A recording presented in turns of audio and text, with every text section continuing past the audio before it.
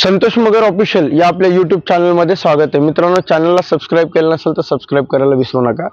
शिक्षक भरती आणि शैक्षणिक क्षेत्रातील घडामोडीची पूर्ण माहिती तुम्हाला या चॅनलला पाहायला मिळेल. मित्रांनो, 8 तारखेपासून आपलं आंदोलन पुणे आयुक्त कार्यालयाच्या बाहेर सुरू होतं आणि काल ते आंदोलन आपण तात्पुरत्या काळासाठी म्हणजे अनिश्चित काळासाठी स्थगित केलेलं आहे. मग आता नक्की स्थगित का केलं यासाठी मला अनेकांचे कॉल आले, मेसेज आले. काही लोकांनी काल त्या ठिकाणी काय स्थगित केल्याचे कारण सांगितले, परंतु काल मला वेळ नसल्या कारणाने आपल्याशी संवाद साधता आला नाही आणि मी आज सकाळी लवकर पोहोचलो असल्या कारणाने त्या ठिकाणी थोडंसं 12-13 दिवसाचा थकवा होता. रस्त्यावरती झोपून त्या ठिकाणी थोडंसं अस्वस्थ वाटत होतं, त्यामुळं दिवसभर मी आज झोपूनच होतो. आज तुमच्याशी नेमकं काय झालं किंवा कशामुळे घेतलं या संदर्भातलं जे काही घडले ती तुम्हाला या ठिकाणी या व्हिडिओमध्ये माहिती देतोय. सर्वात प्रथम 8 तारखेला आपलं आंदोलन सुरू झाल्यानंतर त्या ठिकाणी अनेक लोकांनी आपल्याला प्रत्यक्ष सपोर्ट केला. पहिल्याच दिवशी सुप्रियाताई सुळे ह्या आपल्या सोबत आल्या आयुक्त साहेबांकडे, त्यांच्याशी चर्चा झाली. त्यानंतर राष्ट्रवादीचे प्रवक्ते असतील विलास लवंडे सर, ते आपल्यासाठी रोज एक दिवस आड त्या ठिकाणी आंदोलनामध्ये यायचे. त्यानंतर पालक संघटनेच्या जयश्रीताई देशपांडे मॅडम ह्या पण आपल्याला रोज त्या ठिकाणी तिथे उपस्थिती राहून त्या ठिकाणी त्यांनी पाठिंबा दिला. आम आदमी पार्टीने तर आपल्यासाठी एक आंदोलनही केलं. त्यामध्ये सुदर्शन जगदाळे सर असतील, शीतल ताई खांडेकर मॅडम असतील, त्यांच्या सहकारी पूजा वाघमारे असतील, या सर्व लोकांनी आपल्याला त्या ठिकाणी पाठिंबा दिला. काँग्रेसचे बळीराम डोळे सर असतील, या सर्वांनी तिथे येऊन आपल्याला पाठिंबा दिला. त्यानंतर अनेक लोक त्या ठिकाणी येत होते. मला असं वाटतं की अजूनही आपल्याला पाठिंबा त्या ठिकाणी वाढला असता, परंतु आपण काल आंदोलन माघारी घेतलं आणि यामुळं एक 8-10 दिवसापासून जे आंदोलन आपलं चालू होतं ते आंदोलन त्या ठिकाणी थांबलं. बरं, हे आंदोलन थांबल्यानंतर आपल्याला काय मिळालं हा प्रश्न त्या ठिकाणी सर्वांना पडलेला होता. काल जे आंदोलनामध्ये होते किंवा जे नव्हतेही त्यांना याचं उत्तर ऑलरेडी मिळालेलं आहे. तरी सुद्धा या ठिकाणी एक गोष्ट लक्षात घ्या की ज्या दिवशी आंदोलन सुरू व्हायच्या आधी तुम्ही सांगली जिल्हा परिषदची ॲड बघितली असेल किंवा अजून काही जिल्हा परिषदच्या ॲड बघितल्या असतील, तर त्या ॲडमध्ये तुम्हाला स्पष्टपणे जाणवत असेल जागा त्यावेळेसच्या इंग्रजी माध्यमाला गेलेल्या जागा किती होत्या आणि आज त्या ठिकाणी ज्यावेळेस जाहिराती आपण बघतोय तर त्या जाहिरातीमध्ये जे रिवाईज झालेल्या जागा आहेत त्या जागा तुम्ही त्या ठिकाणी बघताय. म्हणजे त्यावेळेस 70 ते 80% जागा ह्या इंग्रजी माध्यमाला दिसत होत्या, परंतु आताची परिस्थिती जर आपण बघितली तर ती आता उलटी झालेली. मराठीच्या जागा ह्या 70-80% पोहोचलेल्या आहेत. ज्यावेळेस प्रत्यक्ष जाहिराती येतील त्यानंतर या सर्व गोष्टी आपल्या समोर येतीलच, परंतु सर्वात मोठा विजय आपला तेव्हा झाला आहे की जेव्हा ह्या जागा रिवाईज झाल्या आणि आपण ज्या 4,500 म्हणजे 4,800 5,000 प्लस ह्या जागा त्यांना जाणार होत्या, त्या जागा त्या ठिकाणी 3,000 किंवा त्याच्यामध्ये त्या ठिकाणी आणलेले आहेत. हे खूप मोठं यश आपल्याला या आंदोलनातून मिळाले. आणि विशेष म्हणजे हे आंदोलनाची दखल मीडियाने जेवढी घ्यायला पाहिजे होती तेवढी मीडियाने घेतली नाही, परंतु आयुक्त कार्यालय असेल किंवा शासकीय स्तरावरती या सर्व आंदोलनाची दखल घेतली गेली. कारण ज्यावेळेस VC व्हायची त्यावेळेस आपल्या सर्व उल्लेख या आंदोलनाचा केला जायचा. ज्यावेळेस आपली मुलं जिल्हा परिषदला जायची त्यावेळेस आपण आंदोलन इथं सुरू आहे आणि त्यामुळं आम्हाला अशा सूचना आल्यात की जागा रिवाईज करा. तर हे जे प्रत्येक जिल्ह्याला मुलं गेली होती त्यांना हे सांगितलं गेलंय, त्यामुळं हे आंदोलनाला यश म्हणावं लागेल. की आपल्याला जे पूर्णतः त्या ठिकाणी ते पत्र रद्द करायचं होतं, परंतु ते पत्र रद्द होऊ शकलं नाही. किमान 50% जागा 60% जागा आपण मराठी माध्यमांच्या मुलांसाठी वापरल्यात. हे सर्वात मोठं यश त्या ठिकाणी आहे. हे जरी यश म्हणत असतील तरी मी याला यश म्हणणार नाही. ह्या जागा जरी मी वाचवल्या असतील तरी मी याला यश म्हणणार नाही, कारण यश मला ज्यावेळेस ते परिपत्रक रद्द झालं असतं त्यावेळेसच हे यश त्या ठिकाणी आहे असं मी मानलं असतं. परंतु मी तुम्हाला पूर्णतः त्या ठिकाणी ते पत्रक रद्द जे रद्द करावं आणि ते रद्द व्हावं यासाठी ते पूर्णतः यश तुम्हाला देऊ शकलो नाही किंवा ते पत्रक रद्द झालं नाही, त्याबद्दल मी दिलगीर व्यक्त करतो. खरं तर ते पत्र रद्द करणं हाच माझा मुख्य अजेंडा होता. जागा कमी करणं हा अजेंडाच नव्हता, कारण नियमामध्ये ह्या जागाच नाही येतात. त्यामुळं ह्या एकही जागा जर जात असेल तर मी त्याला यश माझं समजणार नाही. त्यामुळे बाकीच्या लोकांसाठी ह्या जागा मी कमी करून दाखवल्या, संघटनेनं दाखवल्या, तर यश त्यांच्यापर्यंत ते एक प्रकारचं यश काही लोक म्हणताय, परंतु ते माझ्यासाठी यश नाही आहे. पत्रक रद्द होणं हेच माझ्यासाठी यश त्या ठिकाणी असतं. ते जाऊ द्या. आता प्रॉब्लेम असा झाला होता की आयुक्त साहेब आणि आमचे थोडंसं वैयक्तिक मी साहेबांशी ह्या गोष्टी मागे बोललो होतो आणि शेवटच्या दिवशी मी यांना बोललो की माझं आणि सरांचं वैयक्तिक असं काही नाही आहे. कारण याआधी सुद्धा मी 14 वर्षापासून या फील्डमध्ये काम करत असताना अनेक अधिकाऱ्यांशी माझं बोलणं व्हायचं, मंत्र्यांशी बोलणं व्हायचं. माझ्या आयुष्यामध्ये कुठल्याही अधिकाऱ्यांसोबत माझे कधीच वाद झालेले नाही आहेत. पहिल्याच वेळेस आयुक्त साहेबांसोबत माझे जे काही सोशल मीडियावरती साहेबांनी मला टॅग केलं, फेसबुकवरती, यूट्यूबवरती त्या ठिकाणी त्यांनी येऊन व्हिडिओ टाकला. ह्या सर्व गोष्टी त्यानंतर सुद्धा जे काही एकमेकांमध्ये टीकास्त्र म्हणण्यापेक्षा जे काही वाद सुरू होते ते वाद खूप मोठ्या प्रमाणामध्ये त्या ठिकाणी वाढले होते. आणि मला असं वाटतं की वाद त्या ठिकाणी वाढून किंवा त्यामध्ये ह्या सर्व गोष्टी शिक्षक भरतीसाठी हिताच्या नव्हत्या. त्या कारणाने मी शेवटच्या दिवशी साहेबांशी भेटायला गेलो आणि मी त्या गोष्टी ठरवल्याच होत्या की हे जे वाद आहेत हे वाद वैयक्तिक वाद परवडणारे नाही आहेत. कारण मला नोटीसही आलेली होती माझ्या स्वतःच्या वैयक्तिक नावाने त्या ठिकाणी. आता हे जे वाद आहेत हे वैयक्तिक लेवलला पोहोचलेले होते.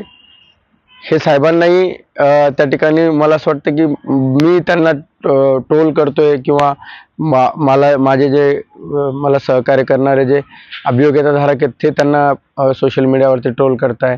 त्यांनी बसल्यानंतर ह्या गोष्टी बोलून दाखवल्या की काही गोष्टी मी वैयक्तिक वरती त्यांना ट्रोल केलं गेलं होतं. त्यामुळे त्या ठिकाणी मी सरांना स्पष्टपणे सांगितलं की सर ठीक आहे, मला तुम्हाला दुखवण्याचा किंवा मला तुम्हाला ट्रोल करण्याचा कुठला हेतू नाही आहे. माझा हेतू एवढाच होता की आमच्यावर झालेला अन्याय हा लोकांपर्यंत पोहोचला पाहिजे, मुलांपर्यंत पोहोचला पाहिजे.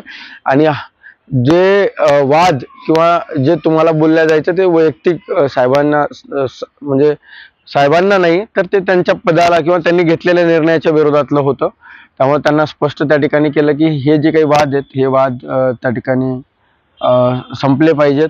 मी सरांशी ह्या गोष्टीवरती पण बोललो आणि सरांनी सुद्धा त्या गोष्टी समजून घेतल्या आणि त्या ठिकाणी आमच्यामध्ये जे काही सुरू होतं ते कालच्या आंदोलनामध्ये शेवटी आम्ही ते संपवलंय. परंतु एक गोष्ट निश्चित आहे मित्रांनो, आता हे जरी प्रशासकीय लेवलवरती आमचे जे काही घडत होतं ते आम्ही संपवलं तरी एक गोष्ट आहे की लढा जो आहे तो लढा त्या ठिकाणी न्याय मिळेपर्यंत आपण त्या ठिकाणी सुरूच ठेवणार आहेत. सरकारच्या माध्यमातून, प्रशासन तिथे मंत्रालयाच्या माध्यमातून असेल किंवा न्यायालयीन मार्गाने असेल, तो न्याय देण्याचा प्रयत्न त्या ठिकाणी मी मुलांना 100% करेल. कारण काल मी ज्यावेळेस टेलिग्रामवरती मीटिंग लावली होती त्यावेळेस एक व्यक्ती जो आंदोलनामध्ये 2 दिवस आलेला होता, त्यांनी काल एक स्वतःचा अनुभव सांगितला. मला तो खूप वाईट वाटलं त्या गोष्टी की सर मला 114 मार्क आहेत आणि मला आईसुद्धा नाही आहे, घरी कोणीच नाही आहे, फक्त मी आणि माझे वडील 65 वर्षाचे वडील आहेत. माझ्या वडिलांना स्वयंपाक करून मी खाऊ घालतो आणि त्यांना जगवण्याचं काम माझ्याकडे. दुसरं म्हणजे माझं लग्न अजून झालेलं नाही, माझं लग्न होत नाही. आम्ही दोघंच राहतो. विचार करा की एखादा व्यक्ती किंवा तुम्ही स्वतः त्या ठिकाणी आहात असं गृहीत धरा आणि विचार करा की आपले वडील 65 वर्षाच्या पुढचे आहेत, आपल्या घरात कोणीच नाही आहे शिवाय आपण आणि वडील, आणि सर्व गोष्टी आपल्याला कराव्या लागतात. लग्नाला मुलगी सुद्धा त्यांना मिळत नाही, त्याला मार्क चांगले आहेत. आणि अशा परिस्थितीमध्ये जर तो उमेदवार त्या ठिकाणी अन्याय होऊन बाहेर राहत असेल तर निश्चितपणे ह्या भरती प्रक्रियेमध्ये तो त्याच्यावरती खूप मोठा अन्याय आहे आणि हा अन्याय त्या व्यक्तीचा दूर करण्यासाठीच माझे हे प्रयत्न सुरू होते. भले पूर्ण यश मिळालं नसलं तरी एक निश्चित सांगेल की भरती प्रक्रियेला अडथळा येईल किंवा भरती प्रक्रिया थांबेल अशी कुठलीही गोष्ट माझ्याकडनं कधीच होणार नाही. कारण 2018 मध्ये सुद्धा अशा प्रकारच्या भरतीवरती अडथळा आणण्यासाठी अनेक लोकांचे प्रयत्न होते, परंतु त्या ठिकाणी मी तिन्ही कोर्टामध्ये कॅव्हेट दाखल केली होती. त्यानंतर मी प्रत्येक वेळेस प्रशासनाकडे पाठपुरावा करून भरती प्रक्रिया लवकर व्हावी याच उद्देशाने काम केलं होतं. आताही तोच उद्देश आहे. भरती प्रक्रियेला कुठेही खीळ बसणार नाही, भरती प्रक्रिया कुठेही अडणार नाही, परंतु जो 114 वाला उमेदवार आहे त्याच्यामध्ये जे असुरक्षिततेची भावना त्या ठिकाणी निर्माण झालेली आहे त्याला न्याय देण्याचा प्रयत्न या ठिकाणी निश्चितपणे केला जाईल आणि तो लिगल असेल, न्यायालयाच्या माध्यमातून असेल, पण तो 100% केला जाईल ही माझी या ठिकाणी विचार आहे. आता याला साथ द्यायची का त्या ठिकाणी अशी अर्धवट भरती होऊ द्यायची हा तुम्ही सर्वांनी त्या ठिकाणी विचार करावा. कारण मी सर्वांचं जनमत जाणूनच हा पुढील निर्णय घेणार आहे. परंतु एक गोष्ट निश्चित आहे मित्रांनो, जरी न्यायालयात गेलो तरी भरतीवर अडथळा येणार नाही. फक्त ते ज्या गोष्टी चुकीच्या आहेत तेवढ्याच गोष्टी पर्यंत आपण ती याचिका ठेवणार आहोत. भरतीच्या बाबतीमध्ये ज्या दिवशी आम्ही साहेबांना भेटलो त्याच दिवशी संस्थेची VC होती आणि अनेक संस्था ह्या अजून सुद्धा पोर्टलला आलेल्या नाही आहेत. राज्यामध्ये 1 लाखापेक्षा अधिक संस्था आहेत. असं असताना आपण जर एका संस्थेला एक जागा जर रिक्त पकडली तरी सुद्धा 1 लाख जागा होतात. मागच्या एका वर्षामध्ये अनेक शालार्थ ID हे बॅकडेट अप्रुव्हलला मान्यता काढल्या गेल्यात, अजूनही मान्यता सुरू आहेत. अशा लाखो हजारो जागा त्या ठिकाणी मागच्या एका वर्षामध्ये भरल्या गेल्यात, खूप मोठ्या प्रमाणात भरल्या गेल्यात. आणि या भरल्यामुळं काय झालंय की पवित्र पोर्टलनं भरती जे होणार होती तर त्या ठिकाणी त्या जागा त्यांनी दिल्या नाहीत. काही मोजके संस्था चालक आहेत की ज्यांनी जवळपास 700-800-900 संस्था काहीतरी आलेत, त्याच्यामध्ये ह्या जागा मिळालेल्या आहेत. परंतु एवढ्या जागा कमी प्रमाणामध्ये त्यांच्या ह्या वेळेस आलेल्या आहेत. अजून जागा वाढतील अशी अपेक्षा करून, कारण VC त्या दिवशी होती. VC मध्ये काय घडलं हे आम्ही त्याची काही माहिती घेतली नाही, परंतु आज उद्या परत ती माहिती घेऊ. अनेक महानगरपालिका, नगरपालिका असतील त्या ठिकाणी आपले मुलं गेलेले होते. काही ठिकाणी तर मावककडे त्यांचे रोस्टर गेलेले आहेत, परंतु ते अजून त्यांचे साईन तिथं होत नाहीये, हे त्यांचा अडथळा आहे. कारण अनेक नगर परिषदेला भरपूर जागा आहेत, त्याही जागा आपल्या वाढू शकतात. 11,000 पेक्षा जास्त जागा ह्या महानगरपालिका, नगरपालिकेमध्ये आहेत आणि त्यामध्ये फक्त 700 जागा जवळपास आलेल्या आहेत. आपण जर प्रयत्नच केले तर 100% ह्या मोठ्या प्रमाणामध्ये जागा वाढू शकतात. बरं, याच्यामध्ये अजून एक चुकीची गोष्ट अशी घडते कारण काल पिंपरी चिंचवडचे तुम्ही एक पत्रक पाहिलं असेल की शाळा ह्या सेमी इंग्रजी करण्यासंदर्भातलं पत्र होतं. मित्रांनो, ही मुलं अजून सुद्धा भरतीची वाट लावण्यापर्यंत म्हणजे अजून थांबलेले नाही आहेत. त्यांना एवढ्या मोठ्या प्रमाणावर जागा येऊन सुद्धा हे लोक आता मनपा आणि नपाला त्या ठिकाणी सेमी इंग्रजीच्या जागासाठी प्रयत्न करताय. अनेक नगरपालिकेला हे लोक गेले, माझ्याकडे त्याच्या OC सुद्धा आलेल्या आहेत, परंतु ते टेलिग्रामला किंवा एखाद्या ठिकाणी मी 1-2 व्हायरलही करेल की हे लोक प्रहार शिक्षक संघटना जे संतोष राजगुरू आहे आणि तो व्यक्ती म्हणजे न्यायिक मागण्या सोडून तो व्यक्ती त्या लोकांना का सपोर्ट करतोय या मागचं कोड मला उलगडणारा नाहीये. मी बच्चूभाऊंशी पण बोललो होतो की हा व्यक्ती अन्याय करतोय. निश्चितपणे तो जालन्याचे आहेत, योग्य उत्तर योग्य वेळी मी 100% देईल त्यांना. कारण लोकांच्या पोटावर पाप म्हणजे लोकांच्या पोटावर पाय देण्याचं पाप त्या ठिकाणी त्याच्या मार्फत होतंय. आणि जरी चळवळीमध्ये असला तरी चुकीच्या गोष्टी जे त्यांच्याकडनं सुरू आहेत त्या चुकीच्या गोष्टीला निश्चितपणे विरोध केला जाईल आणि 100% बच्चू भाऊपर्यंत ह्या सर्व गोष्टी आम्ही पोहोचू. सर्वांना विनंती करतो की नगरपालिका, महानगरपालिकामध्ये तुम्ही जा, ह्या गोष्टी होत आहे. ते काय करताय की 13चा GR देताय आणि एक पत्रक आहे की त्या यांचं पांदाळे सरांचं की त्या जागा उपलब्ध करून द्यावं इंग्रजी माध्यमाच्या. तर तुम्ही सुद्धा कोर्टाची ऑर्डर घेऊन जा की हे पत्र रद्द झालेलं आहे आणि 18चा GR घेऊन जा की अतिक्रमित केलेलं आहे म्हणून. आणि अशा पद्धतीने तिथे मुख्य अधिकाऱ्यांना समजून सांगा. जर कोणी समजत नसेल तर मला फोन करा, मी त्या ठिकाणी त्या अधिकाऱ्यांशी बोलेल. इथून पुढं ही लढाई तिथली जरी संपली असली तरी आपल्याला अजून काही दिवस आहेत. ती लढाई आपण ग्राउंड लेवलला प्रत्येक जिल्ह्यामध्ये त्या ठिकाणी लढूया. काय करायचं, कशा पद्धतीने आपल्याला ते आंदोलन पुढे आता उभं करायचंय राज्यामध्ये, तर ते उद्यापर्यंत मी तुम्हाला सांगेल. आणि निश्चितपणे सगळ्यांनी त्या ठिकाणी यामध्ये भाग घेऊन हा विरोध आपल्याला कायम चालू ठेवायचा आहे. कारण ते पत्रक रद्द झालं पाहिजे, हे शासनाचं धोरण आहे. जर धोरण हे लोकांच्या हितासाठी असतात, ते आपल्या हितासाठी नाही आहे. त्यामुळं सरकारकडे आपण ते धोरण रद्द करावं या बाबतीमध्ये पाठपुरावा त्या ठिकाणी करूया. आंदोलनामध्ये ज्या काही गोष्टी घडलेल्या असतील किंवा काही राहिलेल्या असेल ते लाईव्हच्या माध्यमातून मी तुमच्यापर्यंत त्या ठिकाणी सांगेल.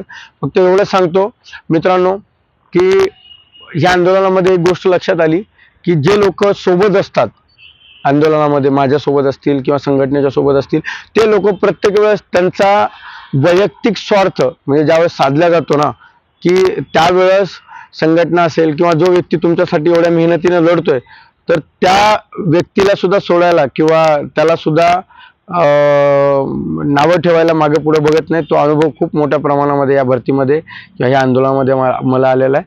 त्यानंतर एक निश्चित सांगेल की यापुढे कसं करायचं, काय करायचं आणि कशा पद्धतीनं आता हा लढा सुरू ठेवायचा हे मला चांगलंच कळलेलं आहे. आपलं कोणीच नसतं, कारण प्रत्येक जण हा स्वार्थीपणे सोबत येतो. स्वार्थ साधला गेला की दूर जातो. त्यामुळं कोणी असो वा नसो, संतोष मगर हे अन्यायाच्या विरोधात लढणार आणि शेवटपर्यंत लढणार, एवढंच या ठिकाणी सांगतो. थांबतो. धन्यवाद.